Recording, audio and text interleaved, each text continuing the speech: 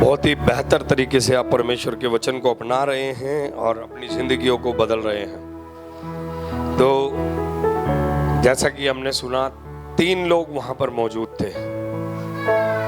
एक चेले जो उपदेश सुन रहे थे, दूसरा जो दोष लगा रहे थे, और तीसरा पापी। चेले जो होते हैं वो हमेशा अपने गुरु के जैसे होते हैं। कलीसिया में जो चेले होते हैं वो कैसे होते हैं? गुरु के जैसे। अभी यीशु मसीह ने क्या बोला मत्ती 28 में? सारी जाति में जाओ और चेले बनाओ। चेले ही बनने के बारे में क्यों बात की गई? क्योंकि एक चेला ही होता है दुनिया में जो गुरु के समान बनता है। इसीलिए ये कहावत है, जैसा गुरु वैसा चेला। बाकी चर्च में कितने भी लोग आ जाए वो जरूरी नहीं है यीशु के जैसे होंगे। सिर्फ जो चेले होंगे, गिने चुने कुछ लोग, वही यीशु के जैसे होंगे। एक बड़ी भीड़ में से यीशु मसीह के जैसे कितने लोग बने? सिर्फ 12। तो जरूरी नहीं है ये सारे जो बैठे हैं सारे यीशु मसीह के जैसे हो जाएंगे ऐसा नहीं है। लेकिन फिर भी हम ये कहेंगे हम सबको चेले बनना चाहिए। आमीन। पड़ोसी को बोलो चेले बनना है। तो जब आप चेले बनने के लिए कदम उठाते हैं तो आप क्या कदम उठाते हैं मालूम है? कि प्रभु मैं आपके समान बातें करूंगा, मैं आपके समान लोगों से प्यार करूंगा, मैं आपके समान लोगों को क्षमा करूंगा। अब कलीसिया में कुछ लोग शास्त्री फरीसी होते हैं जो ले देकर बस दोष लगाना, दोष लगाना, दोष लगाना। और ज्यादातर लोग यही पाए जाते हैं। मैंने पहले कहा चेले कम पाए जाते हैं, दोष लगाने वाले ज्यादा पाए जाते हैं। ठीक है। तो परमेश्वर का वचन यहां पर हमने सीखा, यीशु मसीह दोष लगा सकते थे। सब में एक ही व्यक्ति था जो पवित्र था, जो पत्थर मार सकता था, और उसी के पास पत्थर नहीं था। सबके पास पत्थर था, ठीक है, लेकिन एक ही व्यक्ति था जिसके पास पत्थर नहीं था, वो था यीशु मसीह। आमीन। पड़ोसी को बोलो यीशु के चेले कभी पत्थर लेके नहीं घूमते, कभी पत्थर लेके नहीं घूमते। ये बातें मैंने सीखी हैं, मैं आपको प्रचार नहीं कर रहा हूं। जो मैंने बैठकर सीखा वही बातें मैं बस आपको बोल रहा हूं। मैं जो नोट्स बनाए वही बात बोल रहा हूं मैं आपको। बस मैंने ये सीखा कि चेला है तो पत्थर लेके नहीं घूमेगा, एक ऐसा दिल लेके चलेगा जो लोगों को प्यार करता है, जो लोगों को क्षमा करता है, जो लोगों को स्वीकार करता है। हालेलुया। दुनिया के सारे पास्टर्स को अगर मैं इकट्ठा कर लूं और परमेश्वर दुनिया के सारे पास्टर्स को बोलो चर्च के साथ क्या करना है, तो सारे पास्टर मिलके कहेंगे इनको मार डाल। क्योंकि सच में ज्यादातर लोग ऐसे ही होते हैं और अगुओं को पता होता है लोग कैसे हैं, लेकिन फिर भी वो लोगों को साथ लेकर चलते हैं। कितना गुस्सा उनके अंदर होता है लोगों के लिए, फिर भी वो लोगों को साथ लेके चलते हैं क्योंकि वो चेले हैं। अगर अगुओं के साथ पूरा कलीसिया भी ऐसा बन जाए तो हम सही मकसद को पूरा कर सकते हैं जो यीशु ने हमें दिया है। आज सही मकसद क्यों पूरा नहीं हो रहा है? क्योंकि शैतान ने हमें डिवाइड कर दिया है। ये जो शब्द है ना दोष, ये डिवाइड करता है। क्या करता है? ये बांट देता है लोगों को। एक टीम दोष वालों की होगी, एक टीम पापियों की होगी। हालांकि जिनके अंदर दोष होता है वो आईने में अपने आप को नहीं, हमेशा आईने में दूसरों को देखते रहते हैं। आपके घर में भी आप सोच के देखिए, आज घर जाना, जितनी पत्नियां हैं अपने पति से बोलना, और जितने पति हैं अपनी पत्नी से बोलना मेरी गलती बता, और फिर चुपचाप बैठ के सुनने की कोशिश करना, अक्ल ठिकाने आ जाएगी आपकी सबकी। बता रहा हूं मैं आपको। दोनों पति पत्नी बैठना और अपने बच्चों को बोलना बेटा आज जरा मेरी गलती बताना, हमारी गलती बताओ बेटा। तो शांत होके बैठ जाना, सुनने के लिए कान खोल के बैठ जाना। बच्चे माता पिता से कहना मम्मी पापा मेरी गलती बताओ। हालत खराब हो जाएगी आपकी अपने ही परिवार को सुनकर, दूसरों को तो छोड़ दो, क्योंकि आपका परिवार आपको बता देगा आप कैसे हो। लेकिन हम क्या करते हैं, खुद को जानने की बजाय दूसरे को बताते रहते हैं। तेरे मुंह पे मिट्टी लगी है, अपना देखा, उसी मिट्टी में से तू भी निकल के आया है। तेरे पे तो मिट्टी के साथ साथ कालक भी आ गई है, थोड़ा देख जाके आईने में। जब यीशु ने कहा कि जिसने पाप ना किया पत्थर मारे, सारे भाग क्यों गए? मार देते। जो विवेक है ना, सबका जिंदा तो है पर हम उसको मार के रखते हैं। आप सबके अंदर, मेरे अंदर एक विवेक है जो हमें हमारी गलती का एहसास कराता, लेकिन हम उसको मार, चुप, बिल्कुल नहीं बोलना मेरी गलती है, इसी की है। अपने विवेक को ऐसे मारते हैं हम, अपने विवेक को हमेशा दबाते हैं। तू नीचे रह, बिल्कुल नहीं बोलेगा तू बोलेगा तो हमेशा मेरी। हमारे अंदर सच्चा भविष्यवक्ता बैठा है, उसको कभी सुनते ही नहीं है। सच्चा भविष्यवक्ता है हमारे अंदर, उसको कभी नहीं सुनते।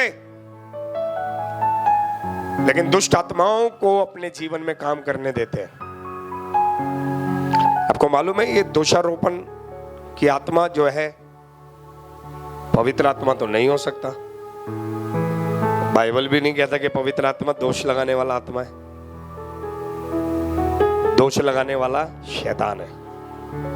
प्रकाशित वाक्य 12 अध्याय उसका 10 वचन में लिखा है, फिर मैंने स्वर्ग से यह बड़ा शब्द आते सुना, अब हमारे परमेश्वर का उद्धार और सामर्थ और राज्य और उसकी महिमा का अधिकार प्रकट हुआ है, क्योंकि हमारे भाइयों पर दोष लगाने वाला जो रात दिन, देखो दोष भी लगाता है तो कैसे लगाता है, रात और दिन, रात और दिन। ये जो दोष लगाने वाले कैसे होते हैं, ये रात और दिन। मैं आज का नीति वचन पढ़ रहा था सुबेरे। कितने लोग नीति वचन पढ़कर आए सुबेरे? आज 26 तारीख है, हाथ खड़ा करो कितने पढ़कर आए हैं। हाँ देखो, संडे है, चर्च जा रहे, पास्टर जी को सुनेंगे। क्यों सुबेरे उठ के क्यों नहीं पढ़ते हो? क्या तुम्हारा परमेश्वर से कोई संबंध नहीं होना चाहिए क्या? यहीं आके सुनोगे? आपको अपने घर में परमेश्वर को सुन के आना चाहिए। सुबह डेली बाइबल पढ़नी चाहिए आपको। परमेश्वर आपसे बात करना चाहते हैं। आमीन। खाली चर्च को मत सुनते रहो, डायरेक्ट परमेश्वर को भी सुनो। एवरीडे, हर दिन अपना बाइबल अध्ययन जरूर करो। तो जब मैं पढ़ रहा था तो देखो क्या लिखा है, नीति वचन 26 का 20, जैसे लकड़ी ना होने से आग बुझती है। क्या? जैसे लकड़ी नहीं है तो क्या होगा? आग बुझ जाएगी। बिल्कुल ऐसे ही, उसी प्रकार जहां कानाफूसी करने वाला नहीं, वहां झगड़ा मिट जाता है। इसका मतलब झगड़े किसकी वजह से होते हैं? ये ऐसे लोगों की वजह से, दोष लगाने वाले, कान भरने वाले। नीति वचन बोल रहा है, मैं नहीं बोल रहा हूं। और आज का नीति वचन पढ़ा तो बता रहा हूं आपको। 22 वचन, कानाफूसी करने वाले के वचन स्वादिष्ट भोजन के समान भीतर उतर जाते हैं। इतना भीतर उतर जाते हैं कि हमारे भीतर की भावनाएं भी बाहर लेकर आते हैं। हाँ जी, आप सही बोल रहे हो, मुझे भी आजकल ऐसे ही लगने लगा है। एक ने बोला, दूसरा क्या बोला? हाँ मुझे भी ऐसा लग रहा है। आप बिल्कुल सही बोल रहे हो, मुझे भी ऐसा लग रहा है। मैं भी आजकल देख रहा हूं, बिल्कुल ऐसा ही कुछ मुझे दिखाई देने लगा है। तुझे दिखाई दे रहा था इसलिए शैतान उसको लेकर आया तेरे पास, ताकि और कंफर्मेशन होके दोनों नरक में चलते हैं। उसको निकालेगा तो ही तू बचेगा, उसको साथ रखेगा तो तू मरेगा। अभी सरिता जब बोल रही थी, ऐसे लोगों की संगति से दूर रहो जो आपकी आग बुझा सकते हैं, और ऐसे लोगों से भी दूर रहो जो गंदी आग लगा सकते हैं। एक सही आग है, वो है पवित्र आत्मा की आग, और एक गलत आग है जो रिश्तों को तोड़ती है। कलीसिया में कितने लोगों के रिश्ते दूसरे लोगों की वजह से खराब हुए। कुछ लोग ऐसे होते हैं, अच्छी दोस्ती चल रही है, तीसरे बंदे को प्रॉब्लम हो जाएगी, जाके दोनों में आग लगवा देगा। फूट डालो, शासन करो, लेकिन कामयाब नहीं हो पाते, क्योंकि ये चर्च है, यहाँ पवित्र आत्मा है, कामयाब होने नहीं देगी ऐसे लोगों को। परमेश्वर का वचन आपको और मुझे ये बात बताना चाहता है कि प्रभु के राज्य में ऐसे लोगों की जगह नहीं है। एक वचन पढ़ाऊंगा, आपको समझ में आ जाएगा, वचन से ही समझ में आ जाएगा। आइए, रोमियो की पुस्तक 14 अध्याय उसका 10 से 12। तू अपने भाई पर क्यों दोष लगाता है, या तो फिर क्यों अपने भाई को तुच्छ जानता है। दोष कब लगाते हैं हम? जब हम सामने वाले को तुच्छ समझते हैं। समझ रहे हैं आप, कब दोष लगाते हैं सामने वाले को?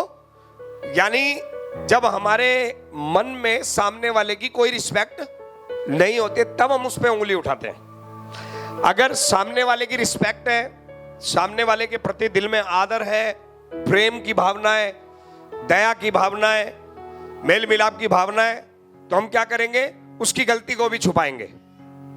समझे आप? लेकिन जब हमारे अंदर सामने वाले की रिस्पेक्ट नहीं है, सामने वाले का आदर सम्मान नहीं है, तो हम कभी भी ऐसा नहीं करेंगे कि उसके पाप को छुपाएं, हम उल्टा उसके ऊपर उंगलियां उठाएंगे। और कहता है हम सब के सब परमेश्वर के न्याय आसन के सामने खड़े होंगे, क्योंकि लिखा है, प्रभु कहता है, मेरे जीवन की सौगंध की हर एक घुटना मेरे सामने टिकेगा और हर एक जीभ परमेश्वर को अंगीकार करेगी। इसलिए हम में से हर एक परमेश्वर को अपना लेखा देगा। रोमियो 2 का 1 वचन, अतः हे दोष लगाने वाले, तू कोई क्यों न हो, तू निरुतर है, क्योंकि जिस बात में तू दोष दूसरों पर लगाता है, उसी बात में अपने आप को भी दोषी ठहराता है।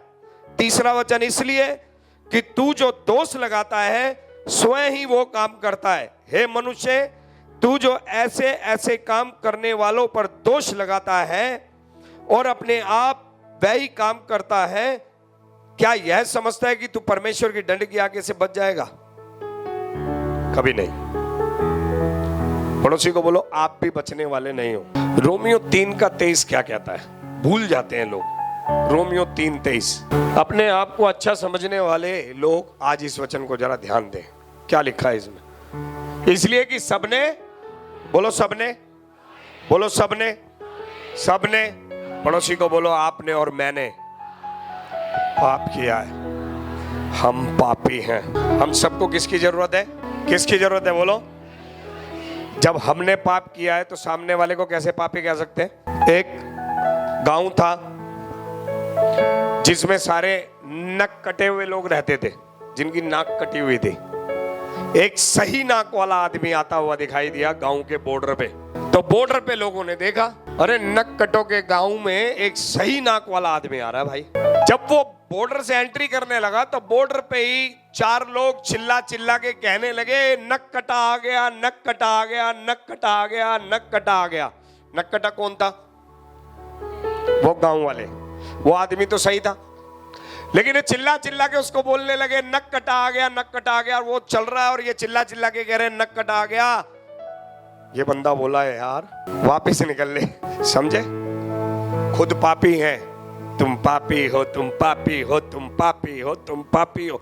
अपने पाप को छुपाने के लिए दूसरों के पाप बताकर अपने आप को धर्मी जताकर तुम स्वर्ग नहीं जा सकते, तुम्हें परमेश्वर नहीं मिल सकता। अगर तुम्हें परमेश्वर मिला है तो अपनी भी नाक ठीक करो, दूसरे की भी ठीक करने में मदद करो, खुद को भी पहचानो, उसे भी पहचानने में सहायता करो। लेकिन जब अपने अंदर कमी होती है तो क्या करते हैं? चिल्ला चिल्ला कर दूसरे की। भीड़ में जो चोर होगा ना, वो छुपेगा नहीं। अरे किसने चोरी की, किसने चोरी की, किसने चोरी की, किसने की? अच्छा हाँ, मुझे पता है किसने की। समझ जाओ, यही चोर है जो हल्ला मचा रहा है। जो ज्यादा सफाई देते हैं ना, वही ज्यादा बदमाश होते हैं। 22 साल से काउंसलिंग कर रहा हूं, पहचान लेता हूं हस्बैंड वाइफ में कौन गलत है। जो ज्यादा सफाई दे, समझ लो वही गड़बड़ है। परमेश्वर का वचन आपको और मुझे सिखाता है। आपको और मुझे परमेश्वर ने बचा लिया है, क्योंकि सबने पाप किया है और सबके सब परमेश्वर से दूर है। कोई भी परमेश्वर के पास, अब जब सबके सब परमेश्वर से दूर है तो सबको परमेश्वर के पास आने की जरूरत है ना, है या नहीं है? तो बाइबल कहती है खुद भी परमेश्वर के पास और दूसरों को भी परमेश्वर के पास लेकर आओ। हालेलुया। कोई भी व्यक्ति तुम्हारी वजह से परमेश्वर से दूर नहीं जाना चाहिए। कोई भी व्यक्ति परमेश्वर से दूर नहीं होना चाहिए। हालेलुया। अगर मैं यहाँ आके नहीं बदला ना कलीसिया में, तो समझ जाओ दुनिया में अब मैं कहीं जाके नहीं बदल सकता, क्योंकि पूरी दुनिया में एक ही जगह है जहाँ जिंदगी बदलती है, और वो है यीशु मसीह के पास। और जो यीशु के पास आके नहीं बदला वो कहीं नहीं बदल सकता। भाई तू कहीं पे भी चला जा जगत में, बदलने के लिए परमेश्वर का वचन काफी है। आमेन, हालेलुया। तो इसलिए आज मैं आपको बताना चाहता हूँ, याकूब 4:12 पढ़िएगा। याकूब 4:12 कहता है, व्यवस्था देने वाला, सुनिए बड़े ध्यान से, व्यवस्था देने वाला और हाकिम एक ही है। नियम और कानून बनाने वाला और उस नियम कानून के अनुसार न्याय करने वाला एक ही है। कौन है वो? बोलो कौन है वो? आवाज नहीं आई। पड़ोसी को बोलो मैं तो नहीं हूं। बता दो अपने पड़ोसी को, मैं तो नहीं हूं। ना मैंने नियम बनाए, कानून बनाए हैं, और ना मैं उस कानून का मजिस्ट्रेट हूं। हाकिम बोले तो मजिस्ट्रेट, जज साहब। जज साहब भी यीशु मसीह हैं, व्यवस्था देने वाले भी यीशु मसीह हैं। अब सुनो ध्यान से क्या कहता है यहाँ पर, जो बचाने और नाश करने में समर्थ है। उसने व्यवस्था दी है तो वो व्यवस्था को पूरा करके बचा भी रहा है। आमीन। परमेश्वर ने व्यवस्था दी, नियम कानून दिए, नियम कानून के अनुसार कोई नहीं बच पा रहा है, तो बचाने वाला भी कौन है? परमेश्वर। उसने बेटा भेज दिया। चल यार, मूसा को मैंने क्या दिया? व्यवस्था दी। अब एक काम करता हूं, मैं यीशु मसीह के साथ अनुग्रह भेज रहा हूं। मूसा के साथ मैंने व्यवस्था भेजी, यीशु मसीह के साथ अनुग्रह भेज रहा हूं, प्यार भेज रहा हूं, दया भेज रहा हूं, क्षमा भेज रहा हूं, शांति भेज रहा हूं, आनंद भेज रहा हूं, बदलाव भेज रहा हूं। तुम अब नाश नहीं होंगे, व्यवस्था खत्म करेंगे और अनुग्रह में तुम्हें लाके बचा लेंगे। हालेलुया। हर स्त्री पुरुष को कहना चाहता हूं, अपने घर में अनुग्रह लेकर आओ। हर स्त्री पुरुष को कहना चाहता हूं, अपने घर में अनुग्रह लेकर आओ। अपने बच्चों पर, अपने पति पर, अपनी पत्नी पर अनुग्रह लेकर आओ, क्योंकि हर एक व्यक्ति असिद्ध है, सिद्ध नहीं है, परफेक्ट नहीं है, सारे गलती करेंगे। अपने आप को तैयार करो, मैं यीशु के समान अनुग्रह की वर्षा करूंगा मेरे घर में, तभी तुम्हारा घर बचेगा। अन्यथा तुम अपने हाथ से अपने घर को बर्बाद कर दोगे। परमेश्वर ने अनुग्रह दे दिया, क्या आप अनुग्रह दे रहे हो? क्या आप अनुग्रह दे रहे हो? आज परमेश्वर मुझसे गए, प्रवीण छटाई कर, चर्च में से किस किस को भगाना है, मिनट नहीं लगेगा, सभी को भगा दूंगा, क्योंकि सब में कुछ ना कुछ कमी है या नहीं है? फिर बारी आएगी मेरी, तो खुदा कहेगा तू भी क्या कर रहा है यहाँ खड़ा होके, तू भी निकल। आया या नहीं आया समझ में? सबने पाप किया। वो अनुग्रह दे रहा है, हमें भी एक दूसरे को क्या देना है? पत्नी को क्या देना है? पति को क्या देना है? अनुग्रह मतलब क्या होता है? बुरा है, जैसा भी है मेरा है, मेरी है, माफ करेंगे। अनुग्रह मतलब क्या है? माफ करना। अनुग्रह मतलब क्या है? प्यार करना। अनुग्रह मतलब क्या है? स्वीकार करना। अनुग्रह मतलब क्या है? उसके लिए दुआ करना। अनुग्रह मतलब क्या है? उसकी मदद करना उस पाप से निकलने में जिसमें वो जी रहा है। नहीं तो मर जाएगा तुम्हारा पति, मेरी बहन, मर जाएगी तुम्हारी पत्नी। सहायता करो, उसकी मदद करो, मदद करो। अगर मदद करोगे तुम्हारा घर स्वर्ग बन जाएगा। मदद नहीं करोगे, तुम अपने हाथों से अपने घर को नरक बना दोगे। नीति वचन में लिखा है, मूर्ख स्त्री अपने हाथों से अपने घर को बर्बाद कर देती है। अब मूर्ख स्त्री क्या, मूर्ख आदमी भी होते हैं जो अपने हाथों से अपने घर को नष्ट कर देते हैं। बी केयरफुल, अपने घर को बर्बाद ना करें। आज मैं कहना चाहता हूं, अनुग्रह लेकर आओ। धन्यवाद दो प्रभु, तूने मुझे अनुग्रह दिया। अब मैं भी अपने घर में अनुग्रह दूंगा, अनुग्रह दूंगी। मेरे पति को मैं अनुग्रह दूंगी। जिस बात में दोष लगा रही हूं उस बात में अब मैं दोष नहीं दूंगी, अनुग्रह दूंगी। अनुग्रह का सिंपल अर्थ है दोष ना लगाकर मदद करना। सिंपल अर्थ है। यीशु ने उस स्त्री को क्या दिया? वो क्षमा के योग्य नहीं थी, व्यवस्था के अनुसार वो क्षमा के योग्य नहीं थी, लेकिन यीशु मसीह ने उस व्यवस्था के ऊपर अपना अनुग्रह जमा दिया। हालेलुया। और जहां अनुग्रह आ गया वहां बचाव आ गया, जहां अनुग्रह आ गया वहां बदलाव आ गया। आप अनुग्रह दोगी, आपका पति फिर पाप नहीं करेगा। आप अनुग्रह दोगे, आपकी पत्नी फिर पाप नहीं करेगी, आपके बच्चे फिर गलती नहीं करेंगे। अनुग्रह दो। मैं अपनी पत्नी के साथ बैठ के बात कर रहा था, मैंने इसको एक बात बोला, मैंने कहा हमें तैयार रहना चाहिए, बच्चे अब बड़े हो रहे हैं। क्या तैयार रहना चाहिए? ये तैयार रहना चाहिए गलती करेंगे। अगर मैं ऐसी मानसिकता बना लूंगा, मसीह में कोई गलती नहीं करेंगे, मेरे बच्चे गलती नहीं करेंगे, तो क्या होगा? फोड़ डालूंगा। जिस दिन गलती करेंगे उस दिन, यही कर रहे हैं हम लोग अपने घर में। अनुग्रह दोगे तो परिवर्तन आएगा, अनुग्रह दोगे तो उसके अंदर शक्ति पैदा होगी पाप पर विजय पाने की। अनुग्रह दोगे तो तुम्हारे बच्चों के चरित्र बदल जाएंगे। हालेलुया। अनुग्रह, तैयार रहो। अनुग्रह हमें भविष्य के लिए तैयार करता है। आमेन। यस। जो विश्वासघात करेगा अपना नाश करेगा। हम तो नंगे आए थे, नंगे लौट जाएंगे, ना कुछ लाए थे ना कुछ लेके जाएंगे। जिसको विश्वासघात करना करो, जिसको साथ चलना है चलो। यीशु सबका न्याय करने वाला है। आमेन। हालेलुया। पड़ोसी को बोलो, अगर विश्वास योग्य रहोगे आशीष आप खाओगे, नहीं रहोगे तो दुख भी आप ही उठाओगे, कोई और नहीं उठाएगा। हाँ, समझे नहीं समझे? अगर आशीष खाना चाहते हो, आज अनुग्रह की बारिश करो। प्रभु ने तुम पर अनुग्रह किया है। क्या तुम्हें लगता है तुम पर अनुग्रह हुआ है?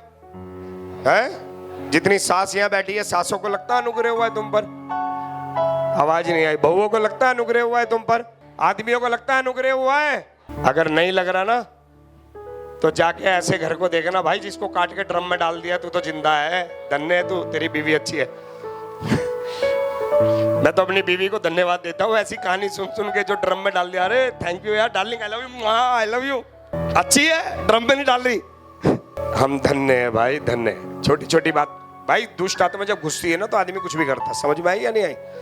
तो हम धन्य, हमारी बीवी में दुष्ट आत्मा घुसती नहीं, क्योंकि वो घुसने नहीं देती। नहीं तो दुष्ट आत्मा अपने आप नहीं आती है। पड़ोसी को बोलो, दुष्ट आत्मा अपने आप नहीं आती। दुष्ट आत्मा अपने आप नहीं आती है। हालेलुया। दुष्ट आत्मा को बुलाया जाता है। कैसे? उंगलियां उठा उठा के, दोष लगा लगा के तुम शैतान के बंदे बन जाते हो। और शैतान देखो अपनों से बहुत प्यार करता है। शैतान अपनों से खूब चुम्मियां लेगा शैतान, ध्यान रखना। और उसके बाद में लास्ट में अपने साथ लेके जाएगा, आ जाओ जहां मैं चल रहा हूं तू भी चल। अकल अभी नहीं आएगी, अकल वहां जाके आएगी। सावधान रहो, परमेश्वर आपको आशीर्वाद देना चाहता है। शैतान कभी भी पाप का परिणाम नहीं बताता है, पाप का मजा दिखाता है, लेकिन उस मजे के बाद जो परिणाम है वो कभी भी नहीं दिखाता। गलती करने से पहले परिणाम सोच लेना, गलती करने से पहले परिणाम सोच लेना। परमेश्वर आपको प्यार करता है। लास्ट वचन बताता हूं, यीशु की सोच क्या है आपके लिए। श्रेष्ठ गीत 4:7, हे मेरी प्रिय। यही यीशु मसीह आज आपको बोल रहे हैं, मैं प्रभु यीशु की तरफ से आपको बोल रहा हूं। सुनो अपने दिल में यीशु का प्यार। हे मेरी प्रिय, तू सर्वांग सुंदरी है, तुझ में कोई दोष नहीं। मेरा प्रेमी मुझे कह रहा है, मैं किसी का प्रिय हूं या नहीं हूं, मैं यीशु मसीह का प्रिय हूं। हालेलुया। मेरी पत्नी मुझे प्रिय माने या ना माने, मैं उसे प्रिय मानूं या ना मानूं, लेकिन यीशु मसीह का प्रिय मैं भी हूं और मेरी पत्नी भी है। हालेलुया। ये बात मुझे संतुष्ट करती है, ये बात मुझे आनंदित करती है, ये बात मुझे उत्साह से भरती है, और ये बात मुझे गुनाह से बचा लेती है, क्योंकि मेरा प्रिय मुझे बहुत प्यार करता है। मुझे किसी और के प्यार की जरूरत। मैं अभी 20, 21, 22 ट्रेनिंग में पढ़ा रहा था, वहां जवान बच्चे बैठे थे, तो मैं उनको ये बात बता रहा था। मैं बारबेक्यू में गया था, मेरी बेटियों के साथ मैं डांस कर रहा था। कुछ लोगों ने स्टेटस भी देखा होगा। मेरी बीवी तो नहीं नाचती मेरे साथ, तो मैंने कहा कोई नहीं तू हट जा। मैं अपनी बेटियों के साथ डांस कर रहा था, तो एक ने स्टेटस पे लिख के भेजा, आप एक अच्छे पिता हैं। मैं ये सोच रहा था और फिर मैं ये लड़कों परिवार के लोगों को सिखाने लगा कि अगर आपके परिवार में प्यार नहीं होगा तो पक्का आपकी लड़की फंस जाएगी, आपका लड़का फंस जाएगा। आप पहले ही उसके साथ इतना अच्छा डांस करो कि बाहर का लड़का इतना अच्छा डांस ना कर सके और ये कहे अबे चलना गधे, तेरे से अच्छा तो मेरा पापा नाचता है मेरे साथ, तेरी जरूरत नहीं है मुझे। हालेलुया। समझ में आ रहा है नहीं आ रहा है? समझ में आ रहा है आपको या नहीं आ रहा है? क्या बोला मैंने? जो अंदर भावना है वो भावना अगर घर में पूरी होगी, बाहर पाप करने से हमारे बच्चे बच जाएंगे। हालेलुया। रोमियो 2:13, क्योंकि परमेश्वर के यहाँ व्यवस्था के सुनने वाले धर्मी नहीं पर व्यवस्था पर चलने वाले धर्मी ठहराए जाते हैं।